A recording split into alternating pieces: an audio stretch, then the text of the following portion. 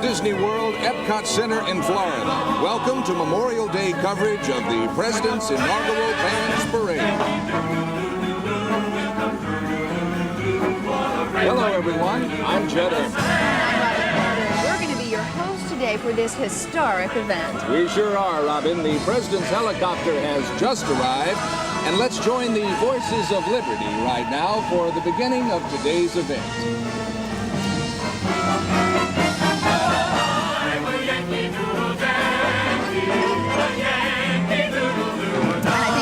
Saw the presidential helicopter hovering over the Italian pavilion here at World Showcase. Right, I think he's going to circle around the Italian pavilion here at EPCOT Center and move back to the, in back of the American Adventure Pavilion, which is right next door, where the Voices of Liberty are singing right in front of the American Pavilion right now. What a moment.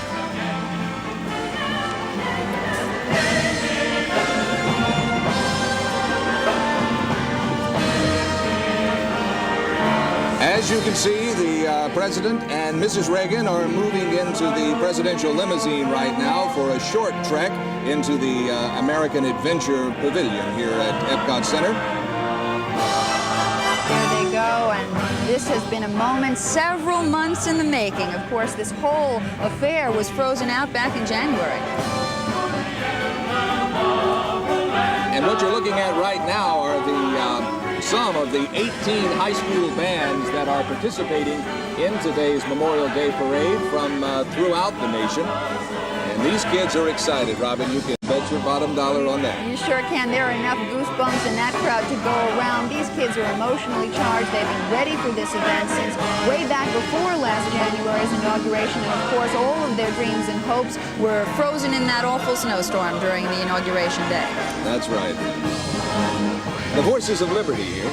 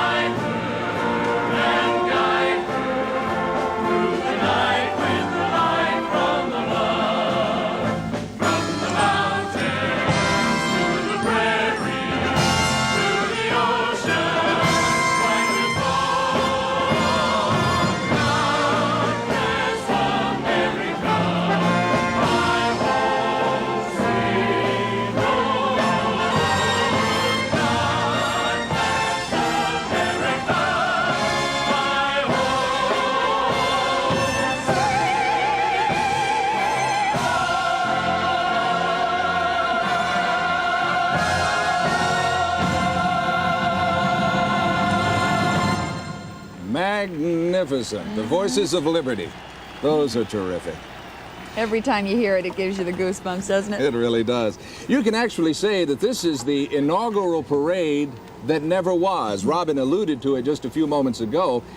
It's not taking place, though, in Washington, D.C., obviously, but right here in Central Florida at EPCOT Center in Disney World. EPCOT, incidentally, we may as well get this out of the way right now, if you don't know, stands for Experimental Prototype Community of Tomorrow. And it was one of Walt Disney's fondest dreams, and it is a dream come true. But I'll bet Mr. Disney probably had no idea that an Inauguration Day parade would take place right here at EPCOT Center. Robin, if you remember that last January in Washington, it was C-O-L-D, cold, quite a bit different than it is today with all the bright sunshine and the warm weather that we're experiencing right now. It's a beautiful day, and we have little concern today that cold is going to cancel this parade. I think the only thing we do have to worry about is perhaps that the children might get a little withered under the heat. And there you see some of the crowd in the bleachers. They've all gathered here for this historic moment to see a recreation of the Inaugural Day Parade. Little children, quite a moment for them. Certainly something they can go back to history class and talk about. You bet. What we're going to see today is a parade featuring almost 3,000 student musicians from across the country. Now, two of the troops are actually from President Reagan's old stomping grounds in Illinois. One of the bands is from the town in which President Reagan was born, And there you see the crowd. Boy, they're coming in here. They've been gathering all morning long. Folks just trying to squeeze up to get a peek of President Reagan as he comes in there. In addition to the bands, we're expecting a crowd around here today of somewhere around 60,000 people that are going to be lining the parade route on this Memorial Day, and they are excited about seeing the president. They certainly are, and a lot of these people are probably from the Orlando area. You know, Disney World has been advertising this event all weekend long to try and attract the local folks who wouldn't ordinarily get a chance to see something like this. And you can imagine the surprise of the people who already had plans to come to Disney World, and they got a special treat in addition to seeing the first family of Disney World, which is, of course, Mickey and Minnie Mouse. They're going to see the first family of this country. In fact, I spoke to some people today who had booked their reservations a year in advance. We spoke to a family from Fort Lauderdale who had booked their reservation for this big Memorial Day weekend 1 year ago and did not know until yesterday that President Reagan was going to be here. Quite a bonus for those folks indeed. Well, there's no question about it. There is a lot of excitement planned here this afternoon. We're here in the World Showcase portion of Epcot Center at Walt Disney World. And in the center of the World Showcase is the lagoon, the World Showcase Lagoon, and it's around this lagoon that all of the bands that we've been talking about will be marching. It's a 1.3-mile route around the lagoon, and all 18 bands have already marched to their starting positions, essentially. And right now, we're waiting for the arrival of the president on the outside. He's in the American Adventure Pavilion right now, and he should be coming out any minute. I believe he's inside, Judd, shaking hands. Once he does get into the American Adventure Pavilion, he will be inside meeting with some of the top Disney World officials who, of course, made this event possible. And then he is going to come out and go into a motorcade. Once the president finally gets here to see the parade, he'll be watching it from a reviewing stand that is right across from the American Adventure. Now, that's the American Pavilion here in the World Showcase portion of Epcot Center, and it sits right in the middle of the 9 other nations that are represented here. Now, the presidential reviewing stand has been specially constructed for this event to fit with the colonial motif that is American Adventure, but of course also to meet with Secret Service specifications. Oh, absolutely, as is always the case in any kind of presidential visit like this where there are so many people involved. But it is an architectural wonder. It's a far cry from the first inauguration reviewing stand that Ulysses S. Grant had way back about 100 years ago. This one is a little more elaborate than that. His wasn't air-conditioned. No. Now we see the Disney World Orchestra playing yet another patriotic tune as we wait for President Reagan to come out here to see the public that has been waiting for him all morning, and of course to see those bands that have been waiting to play for him since last January. And what you're looking at right there is the Geosphere, which is in the other section of Epcot Center. As I said a moment ago, we're in the World Showcase section. The Geosphere right there, that's a huge 18-story ball called the Spaceship Earth, and that's in something called Future World, which is the other section of Epcot Center. And there certainly is some exciting displays over there, but we'll be telling you all about that a little later on in the broadcast. Now, today is going to be a lot more, Judd, than just marching and music. We're going to be seeing a spectacular fireworks display, and then there's going to be a moving Memorial Day tribute that's going to include the release of 15,000 balloons and a flyover by F-16 fighter jets. I tell you, it's going to be something like you've never seen before, I guarantee. Oh, the fireworks display. If you've had the opportunity to see the fireworks display at the Magic Kingdom in your visits to Disney World here in Orlando, you've seen something that amounts to roughly half of what we're going to see this afternoon.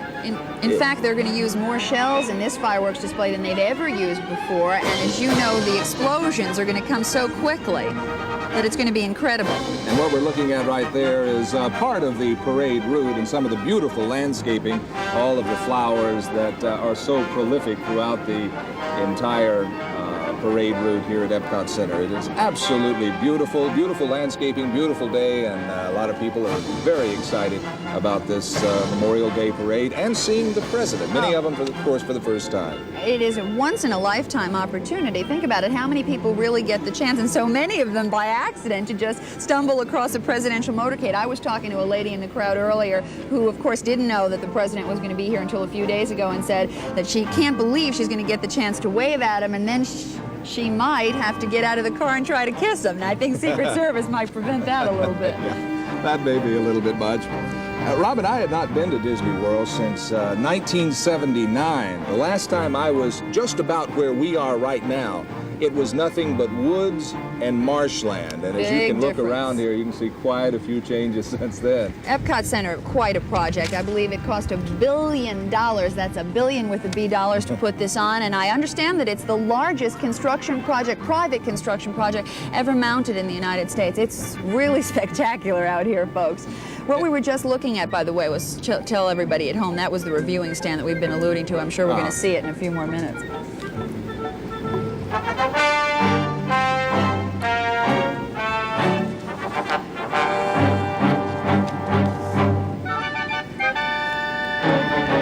And what we're about to go do now is again the Voices of Liberty, and I believe they're going to do the Battle Hymn of the Republic.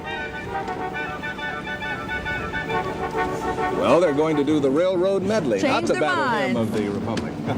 They've got a right to change their minds. This is the big day.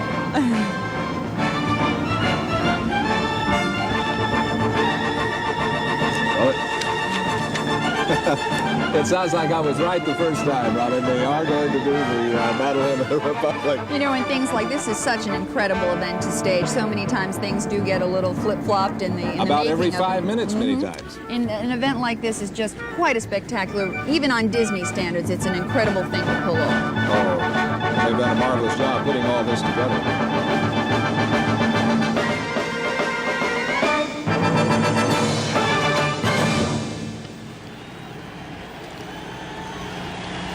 And now, as we promised, the Voices of Liberty, and we think they're going to be singing the Battle Hymn of the Republic.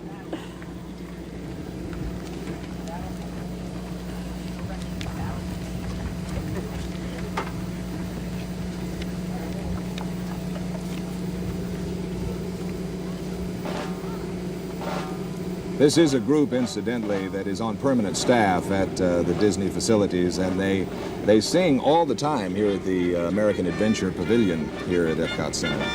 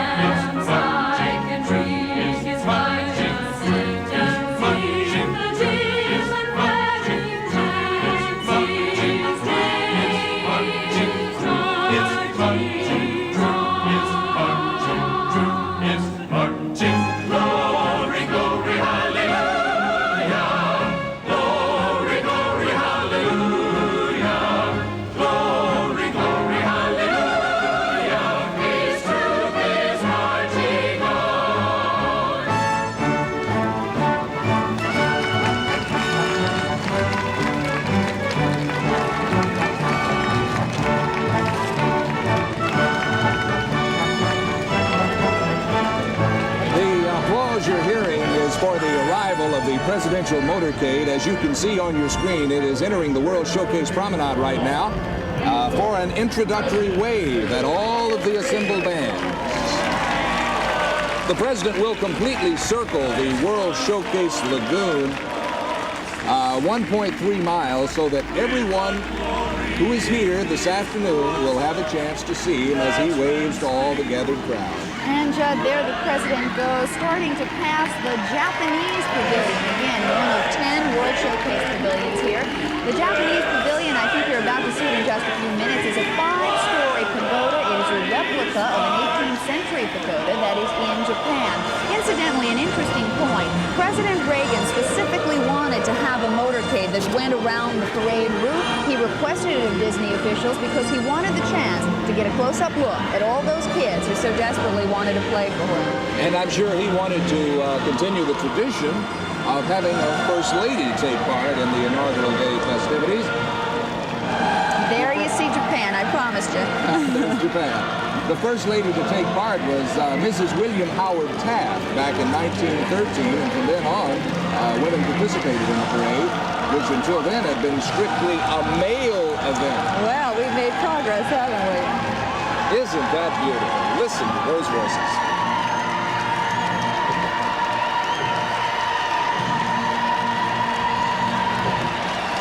Absolutely beautiful. Really, being here, it's so different. You really start to get the goosebumps every time you hear them sing one of those patriotic songs. As the president continues to make his way down there, let's give a brief explanation here. In addition to all the bands and people, as we were talking about a moment ago, assembled, what President Reagan will be passing by is the World Showcase. And as Robin said a moment ago, he's just passed by Japan.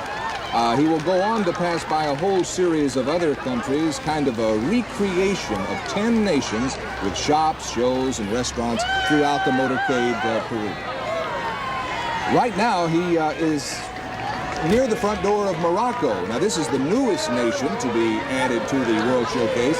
It opened just last October, and I walked through it yesterday, Robin, and you really feel like you're in Marrakesh going through there. Well, Judd, of course, that's the whole idea of the World Showcase experience. It gives the visitor a chance to practically travel around the world in the day or 2 or 3 days that they spend here at Disney World. And believe me, I've been to many of these countries, and this is really authentic. When you walk into Morocco, you feel you're there. When you walk into Japan, you're there. It's exciting. Well, right now, they're going past Morocco, and they're heading toward France. That's what you see right ahead of the motorcade right there.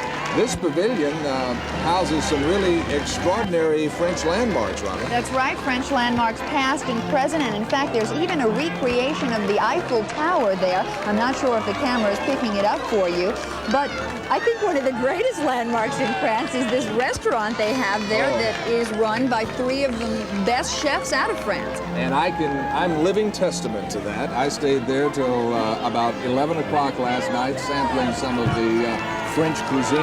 Absolutely excellent. So many times, there's some of the excited crowd. The kids are really enjoying this. This is like an old-fashioned Memorial Day parade, That's right. small town USA. That's Absolutely right. beautiful. What a wonderful opportunity for these kids to really see history unfold before them. It's no longer in a textbook, but it jumps out and becomes very real. Well, just across the English Channel from France, or here at Epcot, actually, it's right next door. She seems to be having a good time. I think so. I think she got a fancy for the president. Right next door to France is the United Kingdom. They have kings and queens here and strolling troubadours.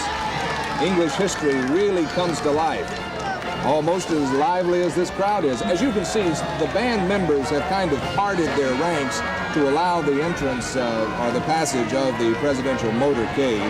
Now that bridge that the president has just gone over is part, I believe, of the French pavilion. All of this has been recreated. If you've never been here, you have to understand that it's really authentic because they've redone the stones and all the materials to make it look like it was of that time. And Disney, of course, is experts at weaving magic. And there is really no well question done. about it. This is the Epcot Center opened October 1st, 1982, and since that time, tens of millions of people have come into the park. Last year, I think, in just 1984 alone, 22 million people came through the park to see what is here, and what is here is truly magnificent. I was astounded to go through some of these pavilions and to actually see some of the rides and to experience in the World Showcase here some of these nations. I've had the opportunity over the years to visit some of these nations, and what you see here is a true replica. And a fine example of the food, as we were talking about with Too bad the president isn't going to have a chance to sample some of that. Oh, I'll bet he does. Maybe there's a jelly bean or two around here. Now, the president should rather swiftly be approaching Canada. He is in England, though, right now. And there you see the pavilion that represents the United Kingdom. And the lagoon there in the foreground could be the River Thames there. Really?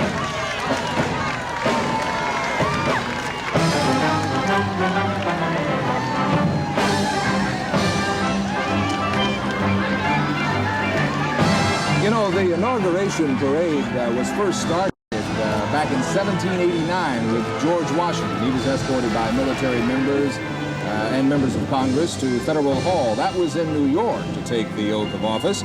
But I doubt seriously that there has ever been an Inauguration Day parade quite like this. Probably never on the scale of fantasy and spectacle and almost a Hollywood bash for the president. And you know, interesting, you pointed out that inauguration for George Washington. Do you know that this is the very first inaugural parade to be held outside of Washington since then? Is that right? That's right. So this is really a history-making day. Well, the parade initially was just a ceremonial escort to take the president-elect to Capitol Hill to take the oath of office and so forth. But members of Congress and military and all of his friends went along. And over the years, it eventually became quite an extravaganza to escort the president back from the White House. And so the Inauguration Day parade was born. But as we have said time and time again, you'll probably hear throughout the afternoon, there's been nothing quite like this. And Judd, that's exactly it. Disney World did not want it to be. The man that you're looking at right there is the Chief Executive Officer of Walt Disney Corporation. His name is Michael Eisner. And he will have a few remarks, and his wife, I think, there. You get a better shot of her, dressed in blue.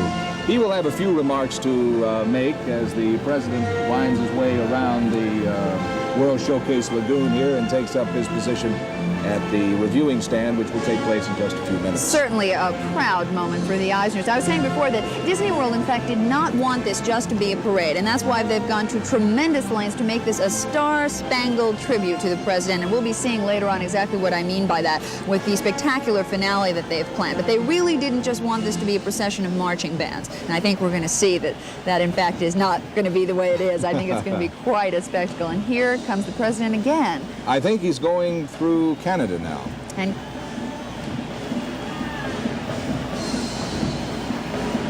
oh, well, he has just passed the halfway point in his trek around the lagoon. And it is difficult to keep up with the president because there's so many people. They must be 5 or 6 deep. It's hard to tell what pavilion they are in front of. I understand the president is headed towards Mexico. Buenos dias, President Reagan. And Mexico is represented by a pavilion, and you'll be about to see it right there, a pavilion that is a recreation of a Mayan pyramid, the kind of pyramids that you would see if you go down to the Yucatan Peninsula in Mexico. And there is a crowd, Judd. I know you can see it on your monitor. They've got to be 10, maybe 15 deep there. Oh, it is absolutely unbelievable. And would you believe it, in the Mexican pavilion, a river flows through that pavilion. There is an extraordinary restaurant there. I know we keep talking about restaurants, Robin. We have been here since Friday getting set for this parade today. And gaining weight. I weigh about 15 pounds more than I did when I got here. But Robin and I had the opportunity to go into the Mexican pavilion and sample some of the cuisine the other night. And we ate at the base of a replica of a Mayan pyramid. And a river was flowing right through where we were eating. It is absolutely spectacular. It is incredible, and it really gives you the feeling of being in Mexico.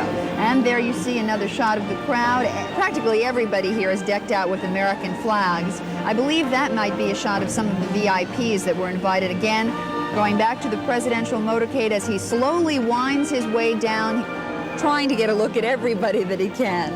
And again, this is a repeat inauguration parade, or actually the parade that never came off in Washington back in January the 21st, is being recreated here at Disney World. It was so cold back there in January in Washington that people were afraid that the band members and parade members would get frostbite and so forth, so the parade had to be canceled. But no danger of frostbite this afternoon? Definitely not. And you know, this idea was really the brainchild of the Disney marketing folks. I understand the idea to recreate this parade came out of a marketing brainstorming session, and in fact happened in February. And you know, even though the president is only going to actually be on Epcot Center property for about an hour and a half, this thing has been planned for weeks and months. And Disney didn't even know until a couple of weeks ago that the president had in fact committed to come here. So they were doing it all on the maybe that he would show up, and he indeed has. Right now, once again, Mr. Reagan is on his way to China here at Epcot. It is here that the Disney folk have recreated the Beijing Temple of Heaven. It is the centerpiece of the China Pavilion, and again, something really to behold. And he's getting awfully close to us now, Robin. He is, and it's getting real exciting here. The crowd waiting in anticipation to see him. And there you see a wide shot of China. Isn't that beautiful, folks? Doesn't it look like we're really there? Disney had, in fact, invited all 50 of the bands that were going to be in the original inaugural here today. We keep telling you that there are only 18 bands, but in fact, all 50 were invited. The problem was a scheduling problem. A lot of schools are out already, and a lot of schools, unfortunately, didn't have enough money to come here, even though Disney and several corporations and neighboring communities are picking up part of the tab. Oh, some of the corporations have done an absolute... There he is, Mickey Mouse. And look at him decked out in his Uncle Sam suit. Wait till the president gets a load of that. We'll get a kick out of that. I know he will. But let's quickly mention some of the corporations that have gone out of their way to make this event happen. Days Ends of America has helped provide lodging for all of the kids in the bands. Eastern Airlines, Delta Airlines, and Greyhound Bus Lines have assisted with transportation needs. And Burger King Restaurants of Florida has offered to help feed all of the hungry band members. But one of the local people, a couple of local communities have done a tremendous job in pulling this off, Robin. That's right. It's the Kissimmee St. Cloud community, which is the gateway to Disney World. It's right outside the gates. Those folks have contributed $150,000 to the $500,000 price tag to this event. And certainly they are making it all possible. Absolutely. And now, twice in the same month, Mr. Reagan will visit Germany. This visit, though, being much faster and somewhat less controversial. That's for sure. And Germany is recreated here through a small Bavarian village, and there you see he's coming up upon it. And I'll tell you, folks, this is a place where Oktoberfest happens every day. So it's going to be fun. And that is a magical kingdom when that can happen. And there are also shops in there that have some of the German, world-famous German porcelain and the world-famous German cookies. I know we keep talking about food, but this is a place where you can sample the world's cuisine in just a few minutes. And in just a few moments, President Reagan will be passing in front of Robin and me, situated in front of the Italian showcase, and that's quite an extravagant building as well. It really is. In fact, one of the portions of the Italian pavilion is a recreation of a building at St. Mark's Square in Venice. Very elaborate building, and they've done it down to the fine detail. Here's the first of the presidential motorcade passing us. The president should be behind.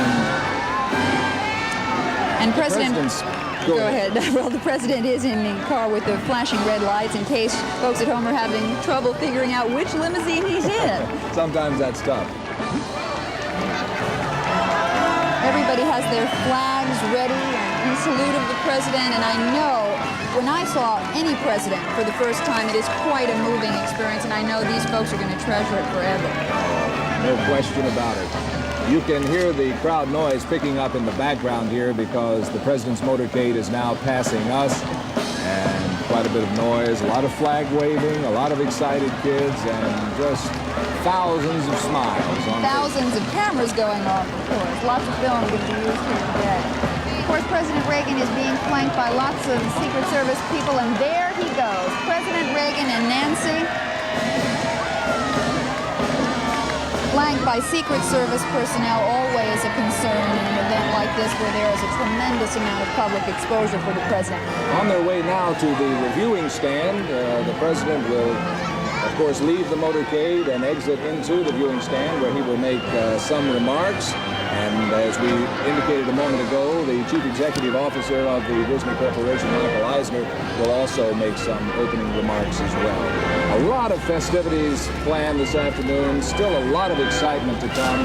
Robin was talking about the F-16 fighter planes doing a flyover a little bit later on in the program, and a fireworks display unparalleled in fireworks displays. There's nothing like this at all.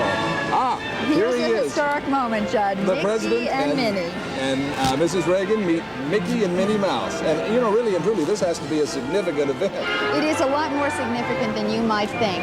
This is Mickey and Minnie's very first visit to Epcot Center. Even though Epcot has been open for almost 3 years now, Mickey and Minnie have never been here before, and that was partly because of the philosophy. When Epcot first opened, the Disney folks wanted it to be a separate identity from Magic Kingdom, and so the fantasy characters were not brought over here. Well, it's good to see Mickey and Minnie out and about now. I understand Mickey is developing a very fast friendship with an extraordinary character here at Epcot Center. He's over in the Journey into Imagination Pavilion. His name is Figment. That's as right. in Figment of your you get it? Yeah, I got it. He's very cute. The bands are now beginning to take their position for the start of the review. The color guard going past us right now, and you're seeing it on your screen. Now the bands, each one of them, will be going up right in front of the reviewing stand and giving sort of a solo performance for the president. They're not all going to whisk by. Each one's going to have an audience with the president. There's Mickey escorting the First Lady to the reviewing stand. What a picture opportunity. And there is Minnie, and I'm getting a big hug from the president.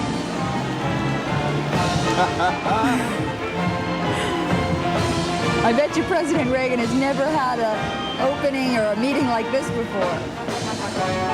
With all of the problems that obviously surround the President of the United States, this has to be a great getaway to come here to relax and enjoy yourself, if only for an hour and a half. This is really the fun part of his Memorial Day. He's going to be whisking all around the stage. We'll tell everybody about that later on, but this is the fun and games, certainly for him today.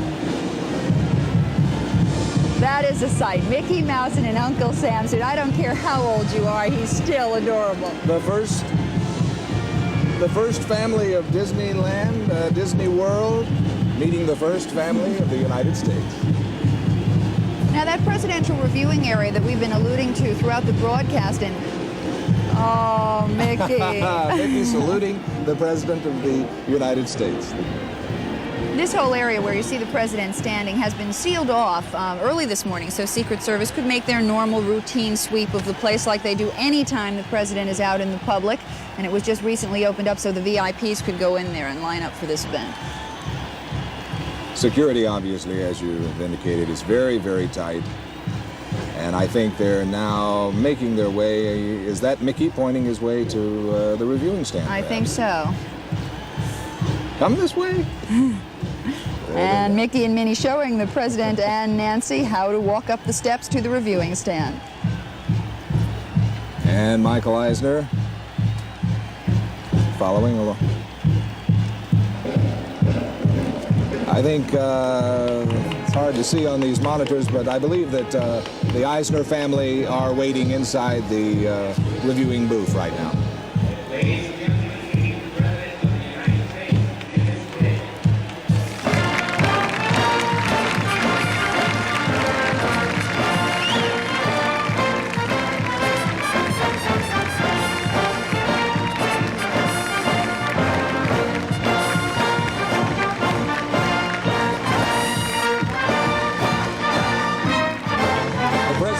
Taking his position.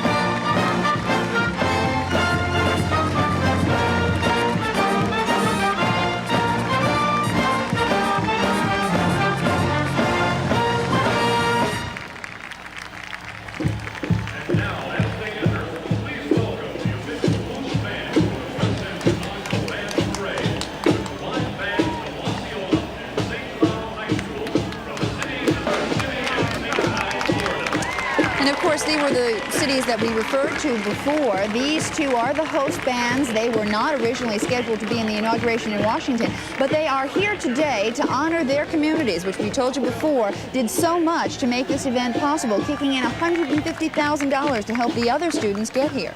As a matter of fact, in a letter to Disney World, the president wrote that he was tremendously proud of these bands, and particularly these two Florida communities, for contributing sizable amounts of money to pull all this off. You indicated $150,000. To me, that's a sizable amount of money. Yes, it is. He says it's all a great example of his private sector initiative, and I believe he is. Here comes the St. Cloud High School from St. Cloud, Florida, behind the color guard. And you know what's really interesting about these two bands is the fact that the kids in them did not know until a week ago that they were in fact going to be performing for the president. And you can imagine they were absolutely flabbergasted by it. When the parade gets underway, these two bands will march as a combined unit, 150 strong. As the host bands, obviously, as you see right here, they will be leading the parade. And look, coming here, Here comes one of the first units in the parade. You're about to see it. It is an antique steam calliope. You're going to see it in just a moment. Yes. That's something to look forward to. It is, and wait till you see it. It's unbelievable. The Percheron horses are magnificent animals, and they'll be pulling the calliope. But we'll get to that in just a moment. Right now, let's continue to look at the two bands that are the host bands for the parade today. And if you've gotten a chance to get a peek at that presidential reviewing stand, you'll see that there's so much glass there that President Reagan really can see the entire band. It's not like he's in some stuffy theater. He can see everything, and they can see him, and I know each kid is going to memorize that moment. There you see. As a matter of fact, I was talking with some of the kids prior to the parade, and I said, well, is it really hard to march with all this heat and so forth? And they said, no, they're not concerned about the heat at all. The only thing they're concerned about when they pass that reviewing stand, that they are in step and playing that is their a concern. notes correctly. That's right. One thing to note, some of these band members are wearing quite warm suits. Some of these are wool suits that they would have worn in the original inaugural. And we're about to hear the national anthem.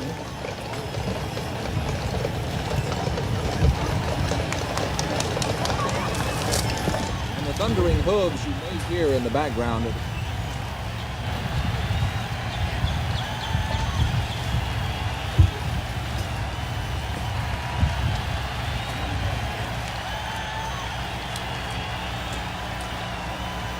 Would you please rise and join over 2,500 of the nation's finest young musicians, along with the Walt Disney World Orchestra and the Voices of Liberty, in the presentation of our national anthem.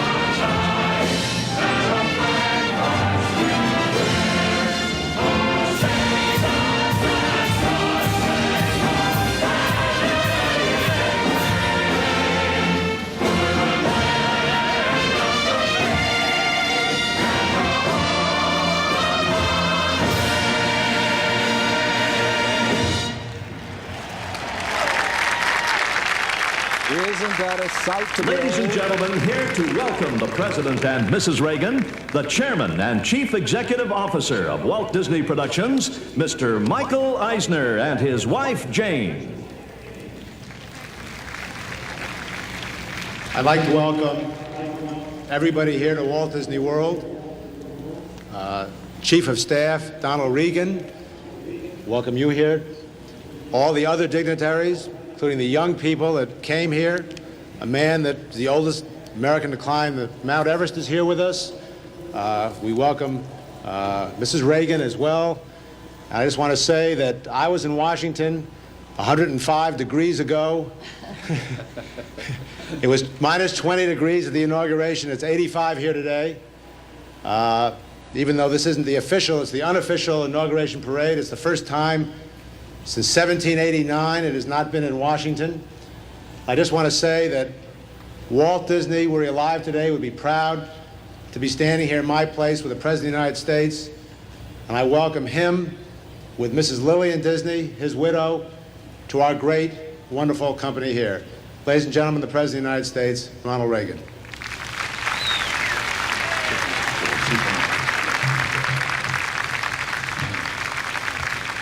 Please all be seated. And I want to thank all of you, Senator Paula Hawkins, Congressman Ireland, Congressman Connie Mack, McCollum, the distinguished people here, and Mr. and Mrs. Eisner, all of you ladies and gentlemen, and these wonderful young people.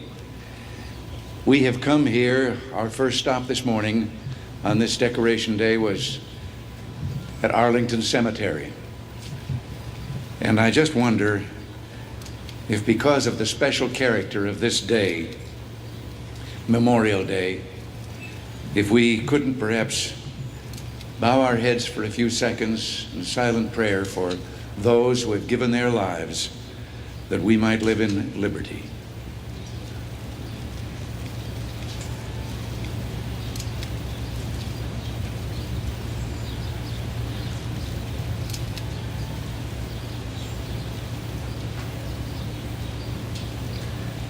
Amen.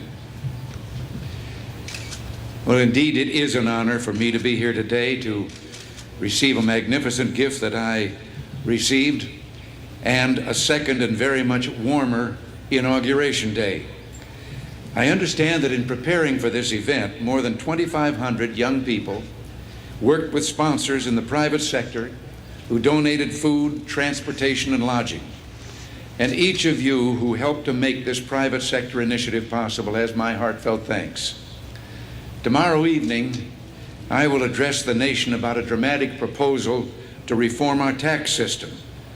It's a proposal intended to launch a new American revolution and to give to you, young people, as you come of age, a nation of ever greater freedom and vitality and strength.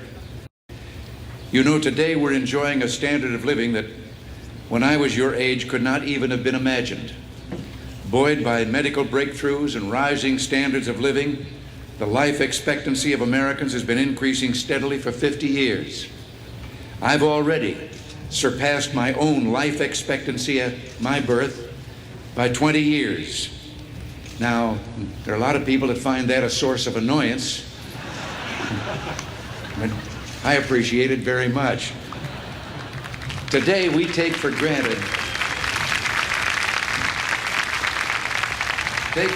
so many inventions that inspired wonder not long ago. The polio vaccines of Dr. Jonas Salk and Dr. Albert Sabin.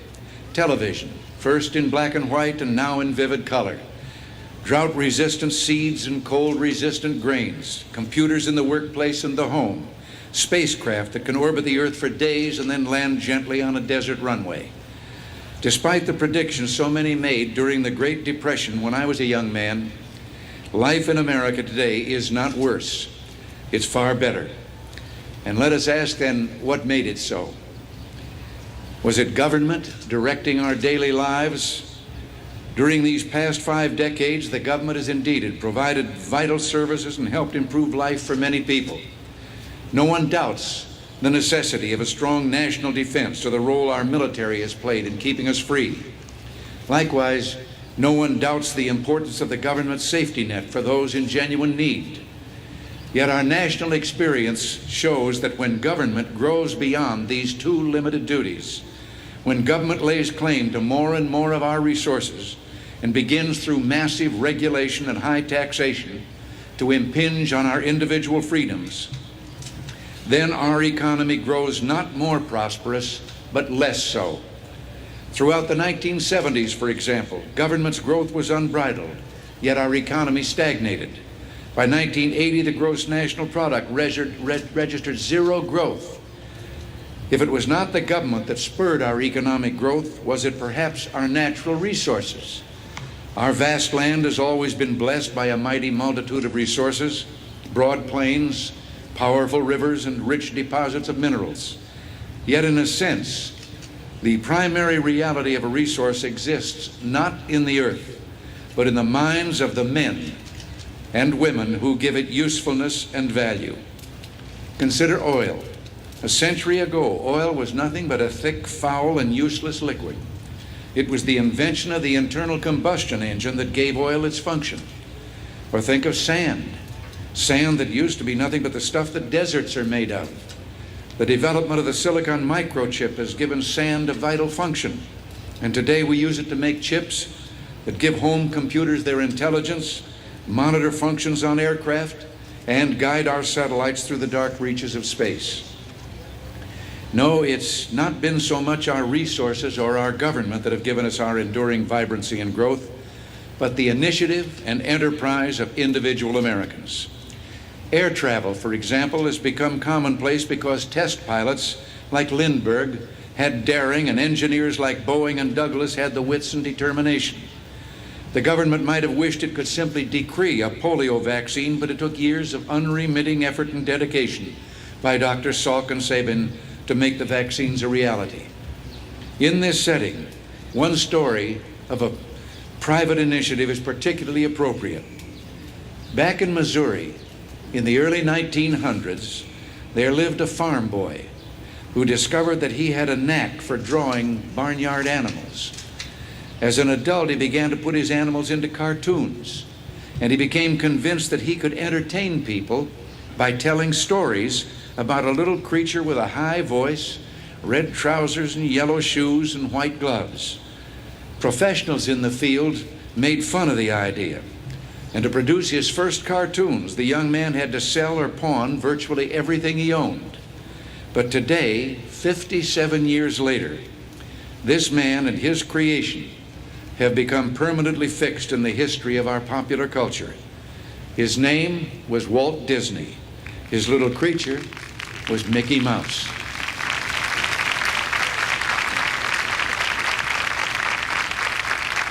The determination that each of these heroes of progress demonstrated came from within. Yet in each case, it was crucial to the success of their efforts that they were operating in a climate of economic liberty, in a free market where they could make use of pooled resources, experiment with new techniques and products, and submit their plans and hypotheses to the test of practical experience. This aspect of freedom, economic freedom, is one of the distinctive characteristics of life in our nation, as interwoven into the American legacy as freedom of speech and press. It has enabled our people to make our nation into a marvel of economic progress. And as with all the freedoms that we enjoy, it's our duty to cherish and protect it. Just as the American people rebelled against oppressive taxation some 2 centuries ago, the reform that I will announce tomorrow will represent a dramatic effort to make our tax code more simple, efficient, and fair, and place more resources into the hands of your families and ultimately you yourselves. It'll expand our economic freedom and clear the way for even greater economic vitality than that which we enjoy today. Nor will the benefits be economic alone. With more resources at their disposal, the American people will be able to provide greater support to the institutions that they themselves value, our schools, universities, the arts, our churches and synagogues. As our economy grows, they too will flourish. John Marshall said, "The power to tax involves the power to destroy." If so, then the power to cut taxes must surely be the power to create, the power to force government to stand back and let the people themselves give expression to the spirit of enterprise, building and imagining, giving to you, our sons and daughters, a nation of ever greater prosperity and freedom. My friends, thank you again for the gift of this magnificent inaugural parade. May you enjoy all the blessings of a free and bountiful nation. And on this, the eve of the Second American Revolution, may you always remember the enduring truth that our tax plan seeks to embody and that Americans have cherished through the ages. God made man for liberty. Thank you all. God bless you. And now, let the parade begin. Ladies and gentlemen, Walt Disney World is proud to present from across the nation the finest bands in the land in the President's Inaugural Bands Parade. And there you see the very beginning of the procession. And Coming what up. you're hearing is the Calliope. That's right. The Calliope we alluded to earlier is about to come on your TV screen. And there it is. This is an antique-themed Calliope. And like these student bands here, it was also supposed to be in the Washington Inaugural. And this has a lot of sentimental value for Disney World because this Calliope was bought by Walt Disney to open Disneyland in California. And we were talking about the horses pulling the Calliope earlier. This 8-horse team pulling the Calliope was voted absolutely the best in the world, winning the World Championship in 1983 at the famous Calgary Stampede. And those horses have an interesting story behind them. Disney World bought them from an Indiana horseman who was about to retire, but he missed his horses so much he decided, well, he was going to move to Florida and become a Disney World worker, and he is driving that Calliope today. And look at them. You can understand why he would miss them. They are I sure magnificent. can. Each of these horses is about 6 feet high. They're big Percheron horses, and that's 18 hands in the old Indian parlance. And that's an average weight of 2,100 pounds. And some of them are fairly old, too, for horses. They range in age from 3 years all the way up to 15 years old. Lots of horsepower pulling that Calliope today. I guess the total weight of them all would be about 17,000 pounds. And look at them. They are beautiful animals.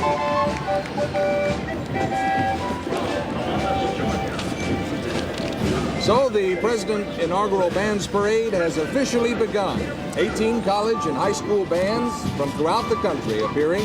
These kids are excited and happy that their hard work preparing for this inauguration parade is at last paying off. And there you see the very first band. There's President Reagan watching. The band he is looking at now is the Hardaway High School Marching Band from Columbus, Georgia. There they are. They are a military-type band all the way down to their corps uniform, and they specialize in stirring marches. Let's hear it.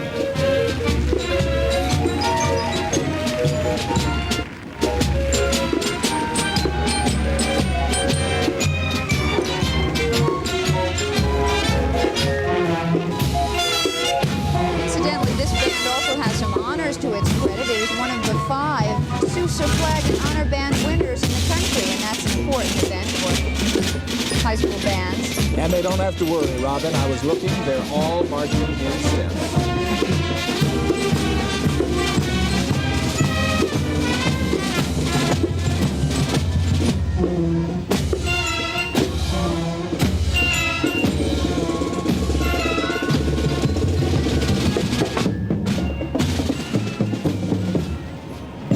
Another Georgia band is represented in the parade, Robin. This is Central High School Golden Lion Marching Band from Carrollton, Georgia. Only 4 years ago, there were fewer than 35 students enrolled in this band at Central High. But Mr. Steve Calhoun, band director, thought the size of the unit should be larger, and that's exactly what he did. He took it out, he tripled it. The band now has, or roughly tripled it anyway, the band has 93 members now, and that's a long way in only 4 years of operation. I think Mr. Steve Calhoun, as the band director, and the band students, they are to be commended. Young band, very impressive. Our congratulations for a great job. Quite a tribute, the size that they've grown to. And let's hear them for a second.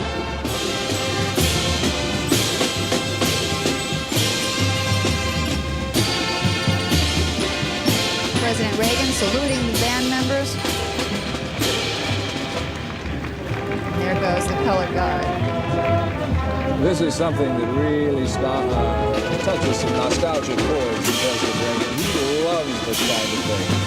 And really everyone else does too. Just look at the faces on the crowd here. That's the American tradition. Everybody loves a parade, and especially on Memorial Day. What a parade.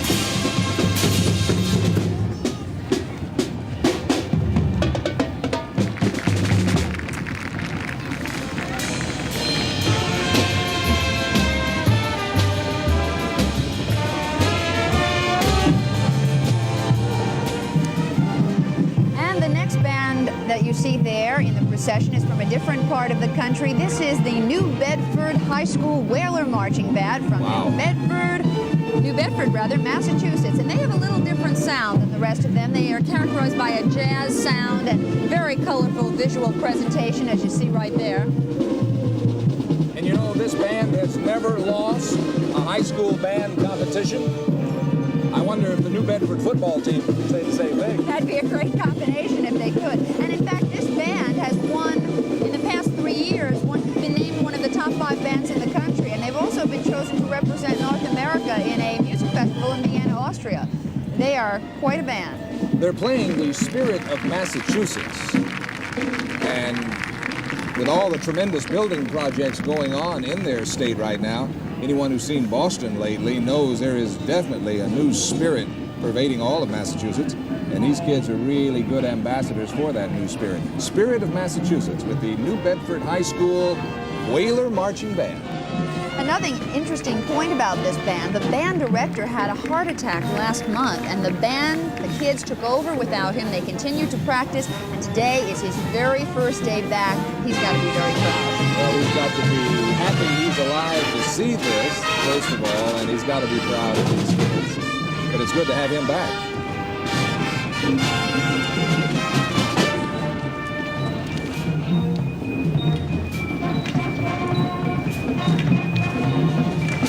Whaler Marching Band passing in review in front of President and Mrs. Reagan.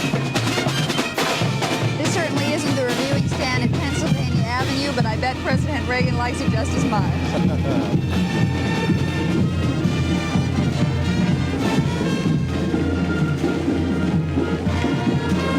think I hear the next band marching past us in the rear. It's the East Greenwich High School Band from East Greenwich, Rhode Island. This group has been down here before. Besides community performances, the Adventure Band has played at many festivals and special events. Matter of fact, in the spring of 1981 and 1984, it was selected to perform as the festival band in the Electric Light Parade, nowhere else but right here in Disney World. Familiar turf for the East Greenwich High School Adventure Band. You know, so many people pronounce their hometown Greenwich. Now that really strikes a sour note in the hearts of all these kids. It's Greenwich. So We did it right. Yeah, we better get it right, or we might be wearing one of those tubas home for a hat. Oh boy, that'd be a new fashion.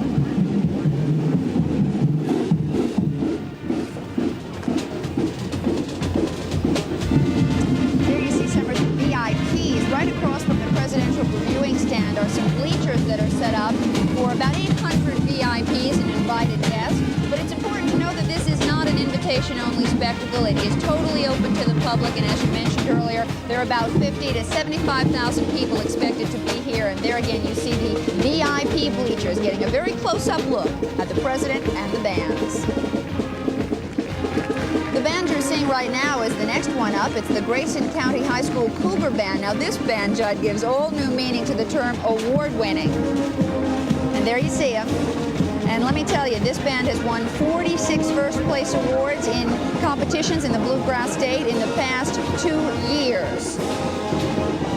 Here they come now. This is the Grayson County High School Cougar Bands from Litchfield, Kentucky. An award-winning band in every sense of the word. And Judd, this isn't the first time that they've played for President Reagan. They're a little jaded now. They've already performed for him one time before, back in 1980. And they also performed for Vice President George Bush at that massive rally held for him in Bowling Green, Kentucky, you might remember, back in 1984. But you know, as a personal note, strangely enough, I was in Litchfield, Kentucky just a few weeks ago on business, and had I known that I was going to be down here today and that the Grayson County Band was going to be here, I'd have dropped by the band hall and said hello. I'm sure they would have been glad to meet you and thrilled to tell you all about how excited they are about being here. The Grayson County High School Cougar Marching Band of Litchfield, Kentucky. Members of the band are wearing a corps-style uniform of blue, orange, and white. The flag and rifle details and the majorettes are wearing jumpsuits and, of course, the school colors. A little bit of the crowd waving at the camera. Gentleman showing how much he likes President Reagan with the President Reagan picture on his hat. And and some of the applause, people showing how well they like this parade this afternoon. Now, Robin, the next band is from my neck of the woods, the Marching Blue Devils of Brunswick High School. That's Brunswick, Ohio.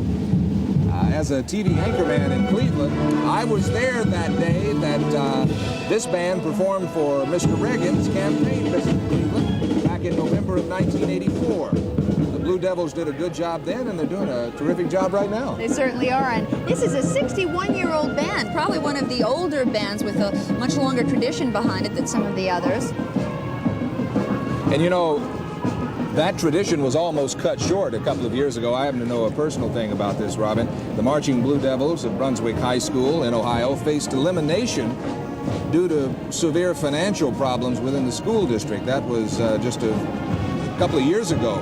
And during a crucial tax levy, this 202-member band took to the streets campaigning for the passage of that money issue. And really and truly, due to the determination of these young people, the local media took up their cry for help, and the voters of Brunswick then approved the levy by nearly a 60% margin, and that levy had been defeated 5 times before. So What a success story.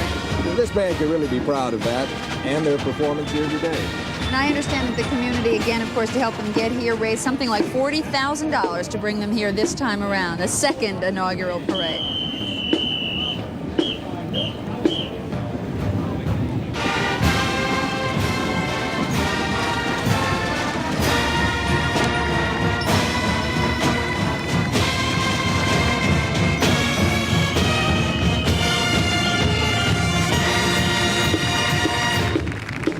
Some of the stations on our network this afternoon, we will be going past the 1:30 deadline due to the length of the parade and all of the excitement here this afternoon. That's right. Now, the next band you're about to see, and there it is the Como High School Band from Lafayette, Louisiana. Now, this band has never played for President Reagan before, and they are so excited to be here that they have dubbed themselves Reagan's Cajuns. Now, this band, Judd, has won a lot of local and national awards, but despite all that, they consider being here today the band's greatest achievement today.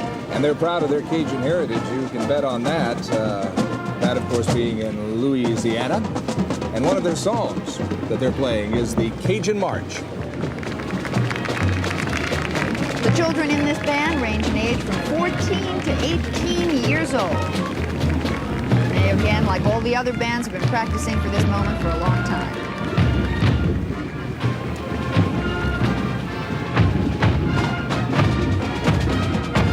And it's a growing high school there in Lafayette, Louisiana as well. Como High School opened in 1966 as a comprehensive, of course, 4-year high school with only 400 students at that time. It has now grown to a total of 1,500 students in 1985, comprising the grades 9 through 12. There they go, Como High School Band. And now, deep from the heart of southern Mississippi, coming up in just a moment, I think you hear their music right now. Here they come, the Pascagoula High School Band. I'm really personally proud to see Mississippi represented in this inaugural band's parade, Robin. My wife is from Mississippi, that's why. And we have a home just outside Tupelo, which is up in northeastern Mississippi. Pascagoula is down in the southern part of the state, of course. Haven't been there before. It's one of the best marching bands in Mississippi. Look at the smile on the president's face. He's thrilled. He must be thrilled to finally see these bands. And you know, this is one of the largest and best marching bands in Mississippi, hailing from the state's largest seaport, which has done a lot to help the Navy. That's right.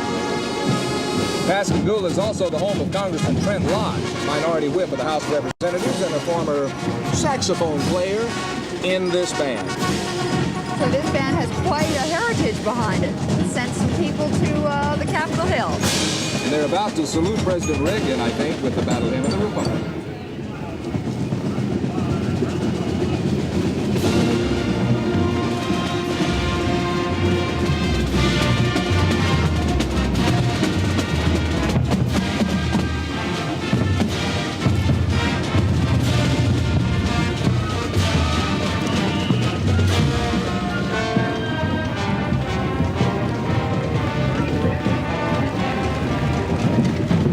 Pascagoula High School Marching Band, Pascagoula, Mississippi.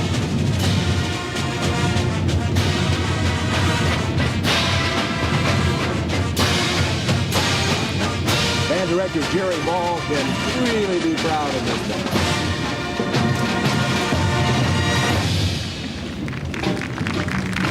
Now, there's a very interesting story coming up about the next band and its accompanying pom-pom squad. And here it is, the Tampaco High School Marching Trojan Band from Tampaco, Illinois. And this is the town in which President Reagan was born. It's accompanied by the Dixon Pom-Pom Squad. And Dixon, Illinois is the town in which President Reagan grew up. So you can imagine there's a tremendous amount of sentimental value in President Reagan viewing this band today. I'm sure there are more than a few nostalgic chords being struck in the president's heart as he watches both these bands march past. We were talking to some of the band members earlier this morning, and one of them at least claims that he's distantly related to President Reagan on his mom's side. He's not quite sure what that relation is. Yeah, we've got some fifth and sixth cousin stories circulating throughout the EPCOT Center this afternoon. Again, we've told you that Disney and several corporate sponsors have kicked in to help pay for the children to come here today, but some of the bands did have to make up some of the pocket change that they needed, and the Tampaco Band is one case in point where they had pizza sales and bake sales to raise some of the money that they needed to supplement what Disney helped pay for. So often, these names are so hard to pronounce. I think it's Tampico. I'm not for sure. Okay. I've not been there, but I believe that you read it in the paper and you want to pronounce it like Tampico, like in Mexico. But I think it's Tampico. I'm not for sure. Well, President Reagan could probably tell us, that's for sure. That's what we need to do, is go in there.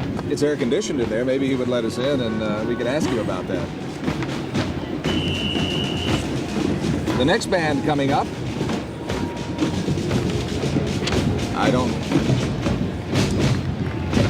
the president applauding the bands from and the pom-pom squad from his birthplace and the town where he grew up. You know, President Eisenhower both marched in and reviewed an inaugural parade. No other president has ever done that. He marched in Wilson's parade in 1913 as a very, very young man. And then, of course, he reviewed his own parade as president in 1953. And there we just saw a shot of the VIP stand, everybody wearing straw hats to try to shield the sun. This is a typical South Florida hot, humid summer day. So and there's quite a breeze coming in. That's that true. Feels good. But weather could turn out to be another story today. Some of those kids I know have got to be feeling the heat. Oh, those wool uniforms are sometimes really tough. And now I think the next band is set and in place and ready to go. This next band has kind of an unusual name for a high school band. There you can read it. The 20th Maine Regiment Drum and Bugle Corps. Whew, that's a mouthful. From Waterville, Oakland, Maine. The Corps selected its name, give you a little historical significance here. They selected its name after some historical research. It was learned that the 20th, led by Joshua Chamberlain, played a big part in winning the Civil War for the North. The Corps members are very, very proud of their name, as you might imagine. And they, appropriately enough, are going to do a theme song, or in fact their theme song is the Battle Hymn of the Republic. The Corps director is John Mikowski from, and I think this is another one of those local regional names. You want to say Nashua, New Hampshire, but that's probably not going to be correct. I think the folks in New Hampshire will forgive us if we make a few minor slips.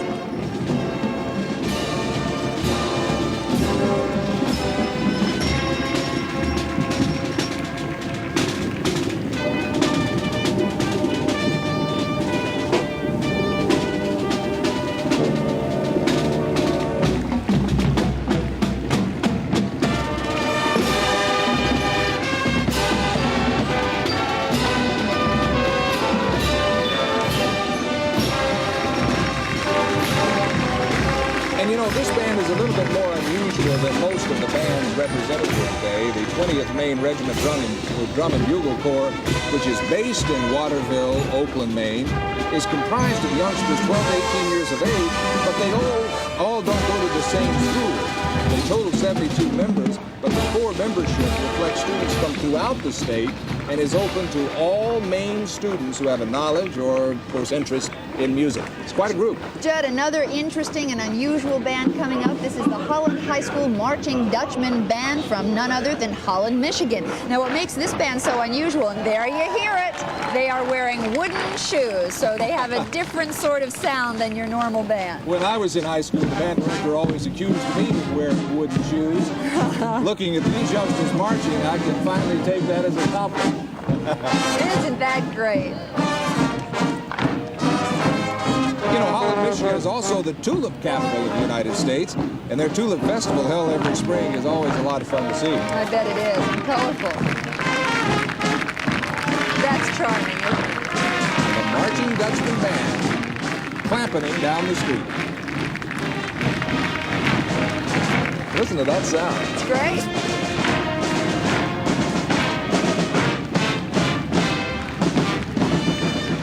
152 members of this band.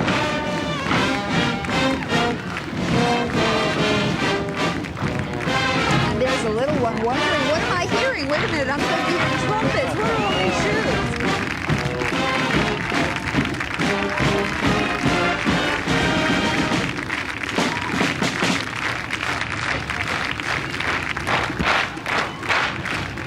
High stepping. Holland High School Marching Dutchman Band from Holland, Michigan. President and First Lady.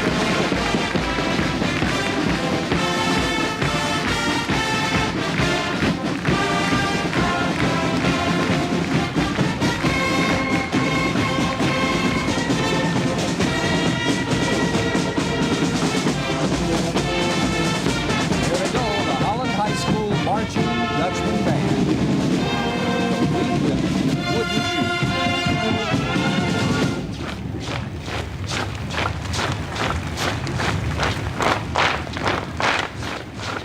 And another Florida band Floridians can be proud of, the Riverview High School Kilty Band from Sarasota.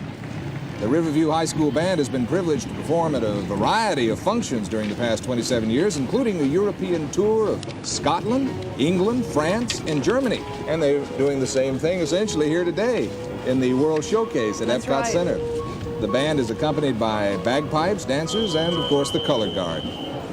This is one of the largest bands, incidentally, Robin, performing today with over 250 members. So they'll be marching for a while, I think.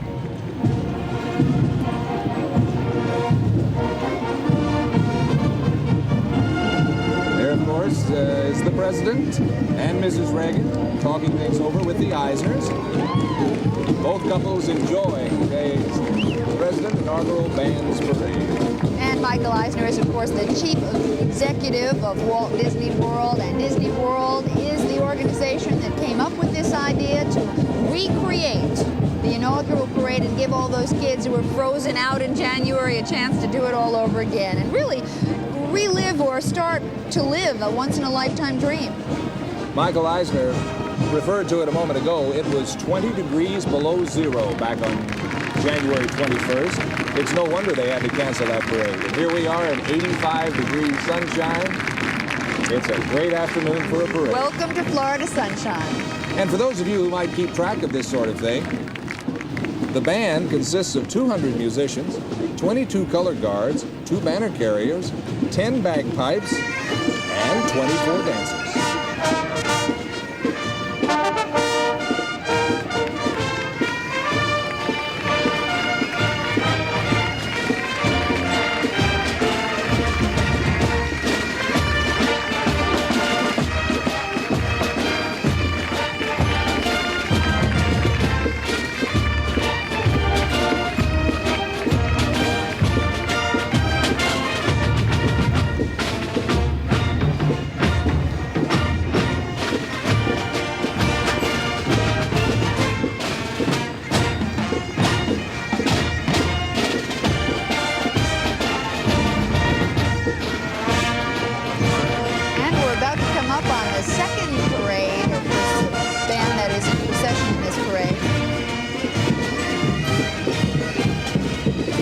Scottish.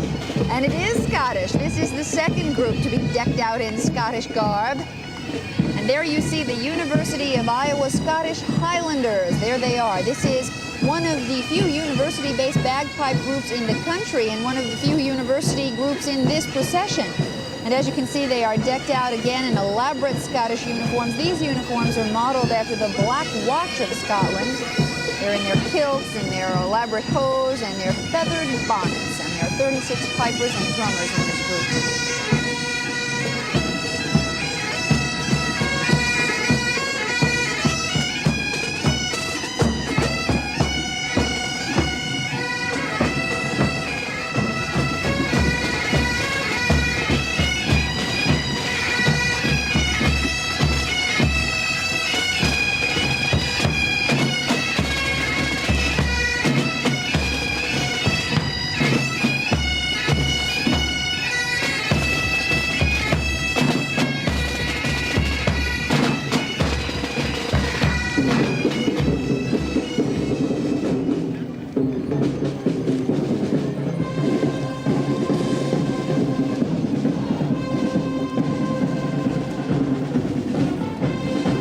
Looking at the next band, they really take music seriously at Uniontown High School in Uniontown, Kansas. The Uniontown High School Marching Eagles are marching today, get this, with 1/2 of the school's total population. The school's total enrollment is 150, and if my arithmetic serves me correctly, that means that this band is about 75 members strong. And the principal of the school says, although we are small in school size and numbers, we are very happy that we are not required to think, dream, or act small in this great country of ours. I'll bet that man standing right there in that reviewing stand would agree with every word he said. Definitely. They really are an example of President Reagan's American dream and private sector initiative, that you have to do what you have to do to get yourself going. And there they are. This is the Uniontown High School Marching Eagles from Uniontown, Kansas, and that is in southeast Kansas. They're small, but I'll bet they're making their school proud. And they're pretty proud of you. And now we see a band which hails from the teeny hamlet of Weeping Waters, Nebraska. This is the Weeping Waters High School Band, and the population of this town is 1,200, so you bet that half the town is in the band, and everybody back in Weeping Waters, I'm sure, very proud today. A little more than 30 members in this band, and that's not much smaller than the high school band I was in Mount Vernon, Texas. We weren't known for limestone as Weeping Water is. It's a real strong limestone is there, Weeping Water. But we were known for football. Don Meredith was from Mount Vernon. Oh. And this band today representing small town USA and the breadbasket of the nation. Weeping Water, Nebraska. The Big Red Cornhusker State. God bless America.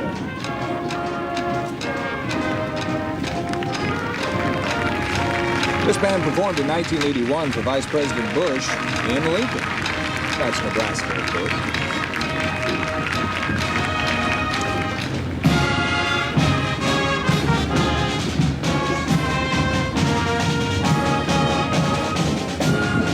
Do you know where Four Corners, New Mexico is? No, I'm afraid I don't. That's where the Bloomfield High School Bobcat Band is from.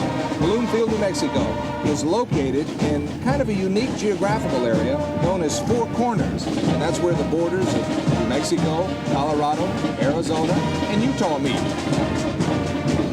This band is the only one in the parade today that has performed at both Disney facilities in the United States, at Disneyland in California, of course, and now right here at Disney World in Florida at the President's Inaugural Band Parade, Bloomfield High School, Bloomfield, New Mexico. And this band has a very diverse cultural heritage. The members in it made up of Indian, Spanish, and Anglo-American students. Very appropriate for this intercultural setting that we are at World Showcase. 10 nations represented here, all of them living in harmony.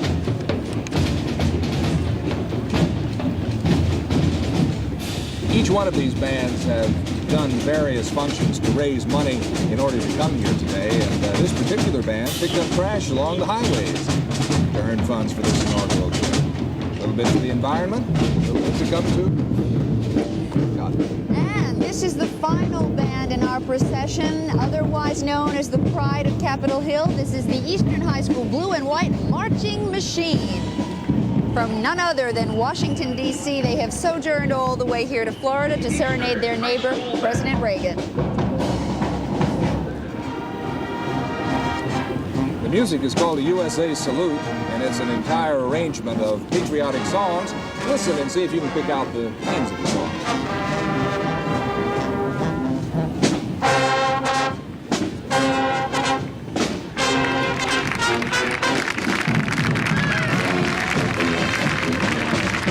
Another interesting thing to do while you're watching this band is notice the motion they're making. They are known for something called the rock. Watch the plumes wave from side to side and you'll see what I'm talking about. Those flags are doing a pretty good job of going side to side, too. That's right, they're rocking as well.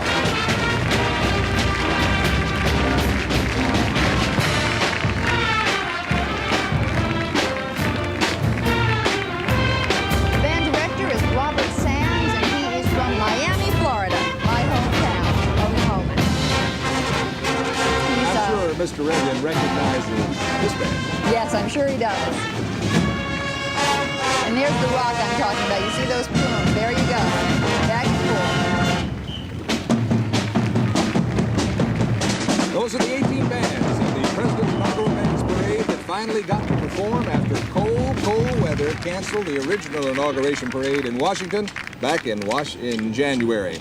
And now, here come the F-16 fighters signaling the beginning of the finale. They're about to fly over, and here they come. You can see them on your screen now.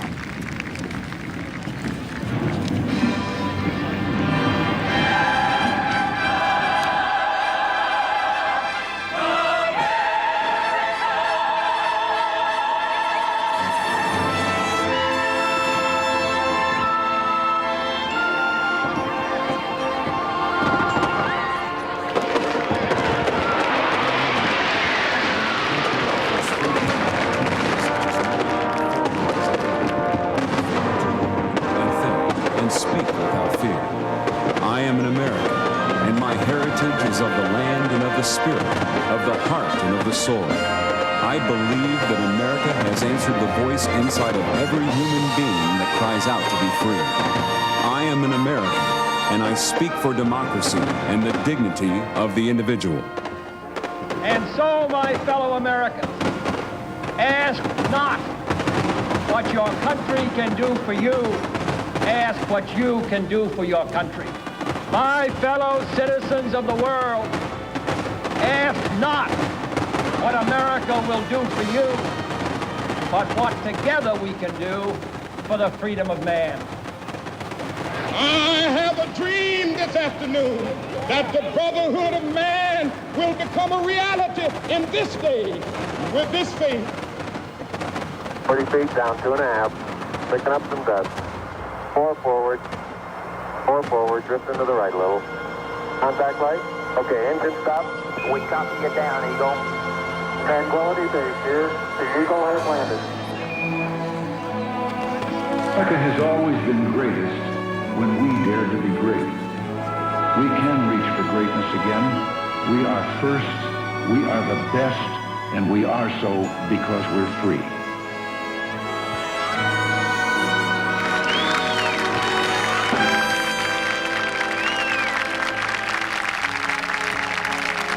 On this Memorial Day, we remember and pay tribute to those who served our country in every branch of the armed forces. Men and women of courage and pride who fought valiantly to protect our cherished freedom. And so, to honor those who made the supreme sacrifice in defense of this nation, we direct your attention to the skies above the World Showcase Lagoon and ask that you now please join us in a moment of silence.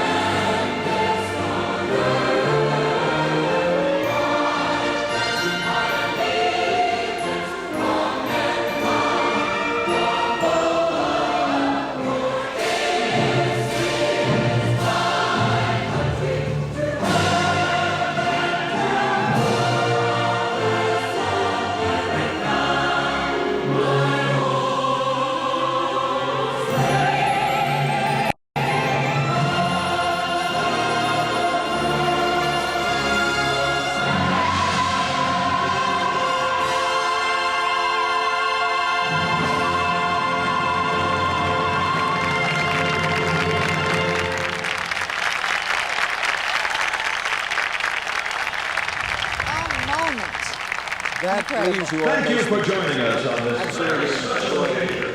And we hope you enjoy the rest of your day here at EPCOT Center. And after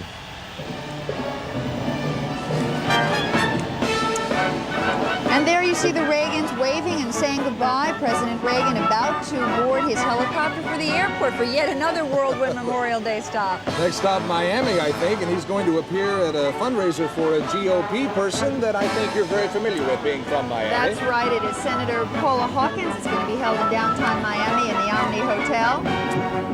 And President Reagan will be there by about 3 o'clock this afternoon. He's only going to spend an hour or so there, and then he's going to whisk on back to Washington. The President now and Mrs. Reagan getting into the car for their brief trip back behind the American Adventure Pavilion to get in the helicopter and fly over to Page Airport here in Orlando, Florida, aboard Air Force One, and for the trip down to Miami. What, about 45 minutes? Yeah, actually in Air Force One it might be a little quicker because it's 45 minutes in the commercial airlines, and I know everybody in Miami is looking forward to his visit. Of course, the President started his day today in a more somber note, laying a wreath at Arlington National Cemetery. Again, this has got to be certainly the highlight of his day. This is one of the, well, I can safely say this is the greatest Memorial Day parade that I've ever seen. And I've seen a lot of them. Of course, both of us being in news in separate parts of the country, we've had opportunities over the years to see a lot of these parades. But I can say that this is totally unbelievable. I've never seen anything like this. Disney World wanted this so much to be more than a parade. Again, like we said in the beginning, they wanted it to be a star-spangled tribute, and it certainly was. I'll tell you, when those F-16s went over and the chorus was singing and the balloons were going, I saw a lot of people wiping tears from their eyes. It was very moving. I know chills were going down my spine. I think all of the 50,000 plus people who have lined the parade route and have stayed out here since, many of them since early this morning, they have enjoyed it very, very much. There's the crowd waving as the President's motorcade goes by just behind Robin and me here at the stand. One last wave, and there's a little girl conducting her own orchestra with American flags, certainly getting into the Memorial Day spirit. But that just about wraps up today's Memorial Day program here at Epcot at Disney World, the President's Inaugural Bands Parade. And again, Disney World, who has made so many dreams come true for so many kids, making yet another dream come true for all these band members. It's been a lot of fun, and we hope that you have a very safe and happy holiday for what's left of it. And I'm we know, Judd Hambrick. And I'm Robin Carter, and I was going to say, we know this is a Memorial Day parade everybody out there is certainly going to remember. Goodbye, everybody. Have a safe holiday.